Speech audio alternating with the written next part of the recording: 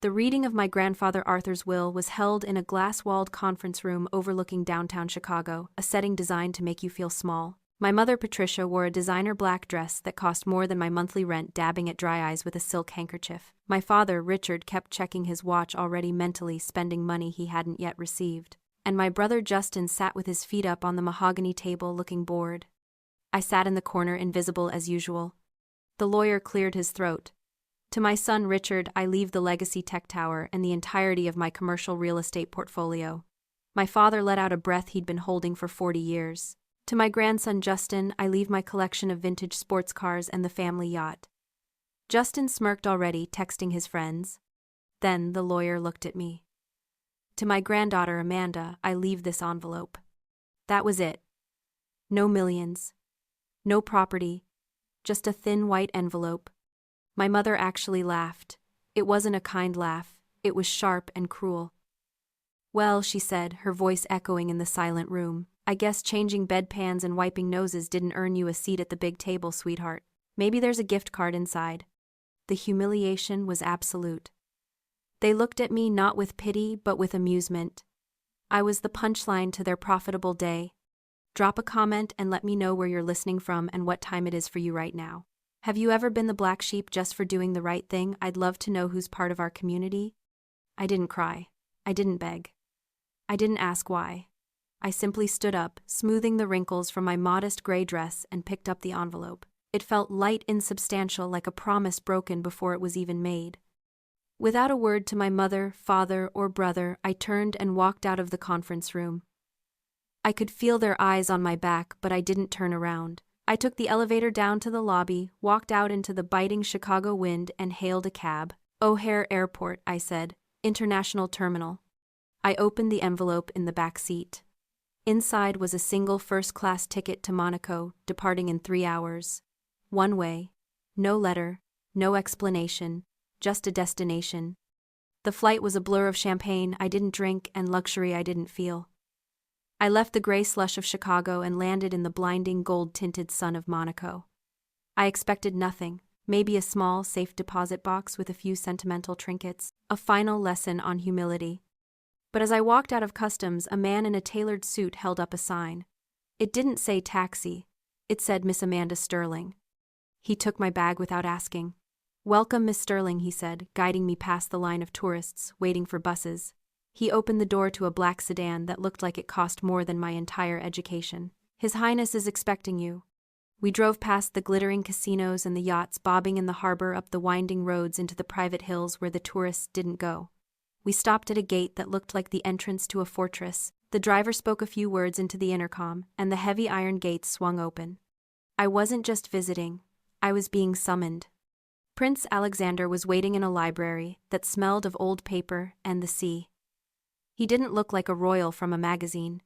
He looked like a man who solved expensive problems for a living. He didn't bow and he didn't offer pleasantries. He gestured to a chair made of dark worn leather. Your grandfather Arthur was not just a successful businessman, Alexander said, his voice low and precise. He was the silent architect behind the modernization of this entire principality. When our banks faltered in the 90s, Arthur provided the liquidity to save them. He didn't want credit. He wanted leverage. He slid a thick document across the mahogany desk. I opened it. The numbers didn't make sense at first. They looked like coordinates. $2,400,000,000. This is the current valuation of the Sterling Trust, Alexander said. Real estate in Dubai, tech infrastructure in Singapore, and the majority stake in the tower your father believes he inherited. You own it all, Amanda. I stared at the paper. My hands didn't shake. I felt a strange cold calm settle over me. Why, I asked. Why me? Why not the son who worked with him for 30 years? Alexander reached into his desk drawer and pulled out a small battered notebook. I recognized it immediately. It was the journal Arthur kept on his bedside table during those long, agonizing months of hospice care. Your grandfather was a man of numbers, Alexander said. He believed that character could be quantified. He called this the ledger. He opened the book to a marked page. I looked at the handwriting, shaky but legible. August 12th. Richard visited for 10 minutes. Asked if the life insurance policy was up to date. Amanda visited for 4 hours. Brought homemade soup. Fixed the pillows. September 4th. Justin called. Asked for a loan for a new car. Amanda spent the night in the chair next to the bed because I was afraid of the dark. October 1st. Patricia complained about the smell of the medicine. Page after page, date after date. Every glass of water I fetched, every time I held his hand while he was in pain, every moment I sacrificed while my family was at brunch or on vacation, it was all recorded. Not as sentimental memories, but as deposits. He wasn't senile, Amanda Alexander said softly. He was keeping score. Your family treated him like a dying asset to be liquidated. You treated him like a man. He closed the book and pushed it toward me. This money isn't a gift. It is payment for services rendered. It is the accumulated interest on your humanity. I ran my fingers over the cover of the notebook. All those years I thought I was invisible. I thought I was the sucker, the one who did the hard work while everyone else got the glory. But Arthur had been watching. He had been counting. I closed my eyes, and the image of my mother laughing at the funeral flashed in my mind. Changing bedpans, she had said. I looked up at Alexander. The confusion was gone. I need access to the funds, I said. Immediately. Of course, he replied. What is your first instruction? I didn't smile. I'm going home. Returning to Chicago felt like putting on a suit that was 3 sizes too small. I traded the sweeping views of the Mediterranean for the brick wall facing my studio apartment window. I traded the silence of the Prince's Library for the sirens wailing down 4th Street. I went back to work the next day. 12-hour shifts. The smell of antiseptic and exhaustion. My colleagues asked about my vacation. I told them it was nice. I didn't tell them I had spent the flight home reviewing the acquisition strategy for the hospital chain that employed us. I kept the secret. I wanted to see how far the rot in my family went before I cut it out. A week later, I was summoned to my parents' house for dinner. The atmosphere was manic, vibrating with a nervous, artificial energy. My mother, Patricia, was already on her 3rd glass of white wine. My brother Justin was pacing the living room, checking the price of Bitcoin on his phone every 30 seconds. My father, Richard, looked like a man who was trying to sell a used car with no engine. I hope you got that travel bug out of your system, my father said, not looking up from his tablet. It's time to get serious about your future, Amanda. You can't live in a fantasy world forever. I took a sip of water. I'm very serious about my future, I said calmly. Good, he said. He stood up and tapped a spoon against his wine glass, demanding attention in his own dining room. I have made a strategic executive decision regarding the family portfolio. As of this afternoon, we have entered into an agreement to sell the Legacy Tech Tower. The room went still. The tower wasn't just a building. It was grandfather Arthur's masterpiece. It was the skyline of his life's work. It housed 500 employees who had been loyal to him for decades. Sell it, I asked. To who? Apex Corp. Justin blurted out, unable to contain his excitement. They're paying cash. We're liquidating the asset. Apex was Arthur's oldest rival. They were corporate raiders. They bought companies, stripped them for parts, fired the staff, and sold the real estate. Selling to Apex wasn't a business deal. It was a desecration. Why? I asked. My voice was steady, but under the table my fist was clenched. Market volatility, my father lied smoothly. It's a distressed asset. We're lucky to get out. It's not distressed, I said. It's profitable. Or it was until you took over. My mother slammed her glass down. Don't you dare speak to your father like that. Saving it from what I looked at, Justin. From your crypto losses, from the gambling debts in Vegas. Justin flinched. My father's face turned a dangerous shade of red. You don't understand high finance, Amanda. You're a nurse.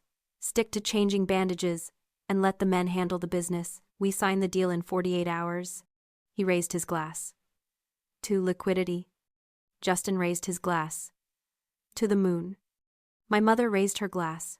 To getting what we deserve. I looked at them. They weren't family. They were parasites feeding on a host they thought was dead. They were drinking expensive wine to celebrate, burning down a legacy they hadn't built. I didn't raise my glass. I checked the time.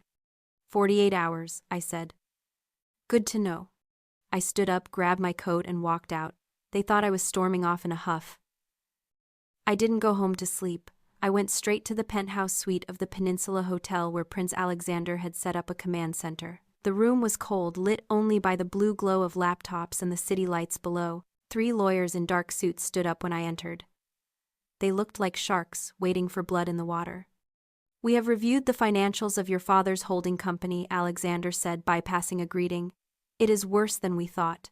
He isn't just selling the tower, he is selling it to cover personal margin calls. He is drowning Amanda. One of the lawyers projected a document onto the screen. It was a debt structure. Your father has leveraged the building against high-risk loans. If he sells to Apex Corp, the debt is cleared, he pockets $10 million and Apex takes immediate possession. I stared at the screen.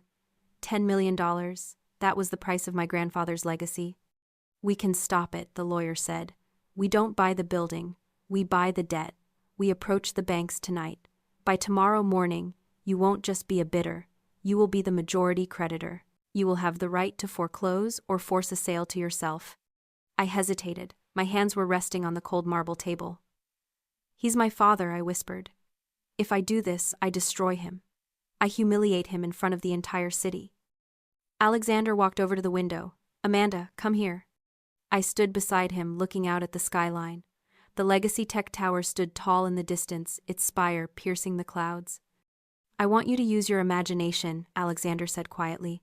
I want you to look at that building and see the world where you do nothing. The world where you are a good daughter who stays silent.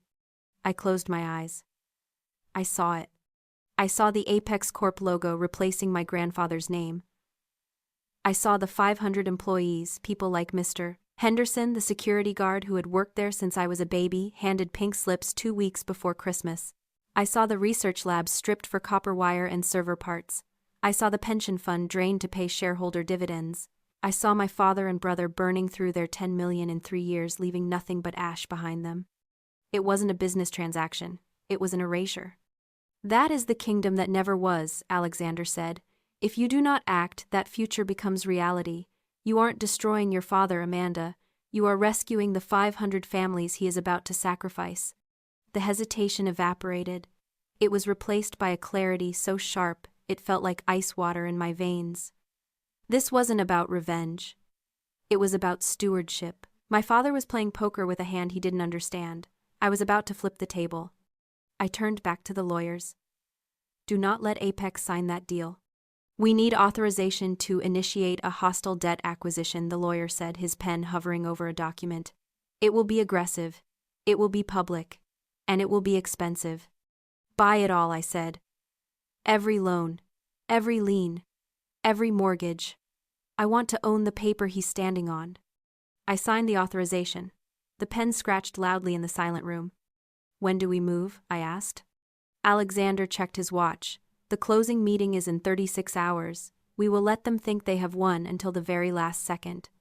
The due diligence process was supposed to be a formality, a quick scan of the books to confirm the debt structure before we pulled the trigger. Instead, it was an autopsy. I sat in the conference room 24 hours later, staring at a single sheet of paper that had turned my rescue mission into an execution. My lead attorney, a woman named Sarah who had prosecuted white-collar crime before going private, looked grim. We found discrepancies in the tenant logs, Sarah said, tapping the paper. The tower is listed at 90% occupancy. That's the number your father used to secure the loans and the number he gave Apex Corp. But the actual occupancy is closer to 60%. He lied, I asked. He didn't just lie. He created ghost tenants. Shell companies paying rent to inflate the building's value. That is bank fraud, Amanda. It's a federal crime. She didn't stop there. She pulled out another file. And then we looked at the employee pension fund. $2 million transferred over the last 18 months to an offshore account in the Caymans. My stomach turned. The pension fund. That was Mr. Henderson's retirement. That was the security of 500 people who had trusted my family with their futures. Where did the money go? I asked, though I already knew. Sarah projected a bank statement onto the wall. It paid for your mother's country club renovations. It paid for Justin's crypto losses. It paid for your father's gambling debts. They hadn't just mismanaged the business, they had stolen from the people who built it. They were eating the company alive from the inside out. The last shred of guilt I felt about destroying my father evaporated. He wasn't a victim of bad luck. He was a predator. Does Apex know? I asked. No, Sarah said. If they find out after the sale, they will sue him into oblivion. He will go to prison. He deserves to, I said quietly. I stood up and walked to the window. The city looked different now. It wasn't just buildings and lights. It was a crime scene. We don't just buy the debt, I said, turning back to the room. We buy the evidence. I want originals of every fraudulent lease. I want the transfer records for the pension fund. When I walk into that boardroom tomorrow, I want to be holding the keys to his cell. Alexander looked at me. There was no pity in his eyes, only respect. This is the kill shot, Amanda. Once you reveal this, there is no going back. You will not just be taking his company, you will be taking his freedom. He took theirs first, I said, pointing to the employee roster. Prepare the documents. We're done playing games. The closing meeting was held in the boardroom on the 40th floor of the Legacy Tech Tower, the same room where my grandfather had built his empire. The atmosphere was celebratory. My father Richard was already pouring Dom Perignon into crystal flutes. My mother Patricia was adjusting a diamond brooch that probably cost more than the average annual salary of the janitors she wanted to fire. Justin was refreshing his bank app, waiting for the wire transfer that would clear his gambling debts. They were waiting for the representatives from Apex Corp. They were waiting for their bailout. I checked my reflection in the glass doors before pushing them open. I wasn't wearing my gray nursing scrubs or the shapeless sweaters I usually wore to family dinners. I was wearing a tailored black suit that cost $6,000. Italian heels that clicked sharply against the marble floor, and the diamond earrings Grandfather Arthur had left in the safe deposit box for the woman who would run this world. Prince Alexander walked on my right. My lead attorney Sarah walked on my left. We moved as a phalanx. I pushed the doors open. The laughter inside died instantly. My father froze mid-pour, champagne spilling onto the mahogany table. Amanda, he sputtered, his face flushing with confusion and instant irritation. What the hell are you doing here? This is a closed meeting. Security. Security works for me now, I said calmly, stepping into the room. My mother stood up, her face twisting into a sneer. You are embarrassing us. We are expecting the buyers any minute. Get out, go back to the hospital, and take your friends with you. Apex isn't coming, I said. I pulled out the chair at the head of the table, grandfather's chair, and sat down. Alexander stood behind me, a silent sentinel. What do you mean Apex isn't coming? Justin asked, his voice cracking. The deal is done. We're just signing the papers. Apex withdrew their offer at 8 o'clock this morning, I said. They don't buy distressed debt when the majority creditor is hostile. Creditor, my father slammed his glass down. I don't have creditors, I have partners. Sarah slid a document across the table. It slid effortlessly across the polished wood and stopped right in front of him. This is the acquisition form for every single loan, lien, and mortgage held against this building and your holding company. As of 9 o'clock this morning, the Sterling Trust owns 100% of your debt. My father picked up the paper. His hands were shaking. He looked at the signature line. The Sterling Trust, who is that? I am, I said. The silence was absolute. It wasn't just quiet. It was a vacuum. I watched the realization hit them like a physical wave. The nurse, the help, the invisible daughter was holding the axe. You, my mother whispered, you don't have money, you rent a studio apartment. I have $2,400,000,000, I corrected her, my voice devoid of emotion. And I just used a fraction of it to buy the paper you're standing on. You can't do this, my father shouted, trying to regain control by volume. I am the CEO. I am the executor of Arthur's estate. You are a criminal, I said. I signaled Sarah. She slid the second folder across the table. It was the red folder. Ghost tenants, I listed, ticking them off on my fingers. Falsified occupancy records to secure federal loans. And the pièce de résistance, the $2 million missing from the employee pension fund. My father collapsed into his chair. The fight went out of him instantly. He looked small. He looked old. That is 20 years in federal prison, I said. Minimum. Unless the new owner decides to handle the matter internally. Justin looked at the paperwork, then at me. You're the new owner. I am the sovereign, I said, using the word Alexander had taught me. And this is my coronation. I looked at my family. They weren't powerful. They weren't scary. They were just people who had mistaken kindness for weakness. And now they were people who had nothing. The champagne looks warm, I said, standing up. Get out of my building. The fallout was swift and clinical. My father and brother were removed from the board, effective immediately. To avoid a federal trial that would destroy the company's reputation, I allowed them to resign quietly under a non-disclosure agreement. But the terms were harsh. They had to repay every cent they stole from the pension fund, which meant liquidating everything. The fancy cars, the country club memberships, the status symbols, it all went to the auction block. My mother tried to call me a week later. She left a voicemail, her voice trembling, not with apology, but with a strange, terrified confusion. "We're family, Amanda," she said. "We can fix this. Just call us." I didn't delete the message. I archived it, a reminder of a life I used to live. I sat on the roof of the Legacy Tech Tower, the wind whipping my hair. The view of Chicago was breathtaking, a grid of light and ambition stretching to the horizon. Alexander stood next to me, holding 2 glasses of whiskey. "They crumbled so fast," I said, looking out at the city. "I thought they would fight harder. I thought they were stronger." "That is the nature of a house of cards," Alexander said. "Their power was never real, Amanda. It was a shared delusion. A narcissistic fantasy fueled by your grandfather's money. The moment you cut the supply, the fantasy died. They didn't break because you were cruel. They broke because they were hollow." I took the glass. He was right. I had spent my life afraid of their judgment, shrinking myself to fit into their shadow. But there was no shadow. There never had been. "What now?" Alexander asked. I looked down at the streets below. "We rebuild," I said. "We refund the pensions. We modernize the labs. And I'm starting a foundation. Grants for nurses, caregivers, the invisible people who keep the world running." "The sovereign speaks," Alexander said with a smile. "No," I said, clinking my glass against his. "The nurse speaks. She just happens to have a very large checkbook." If you believe that character is the only currency that truly matters, hit that like button and share this story. Let's remind the world that sometimes the quiet ones are the ones holding all the cards.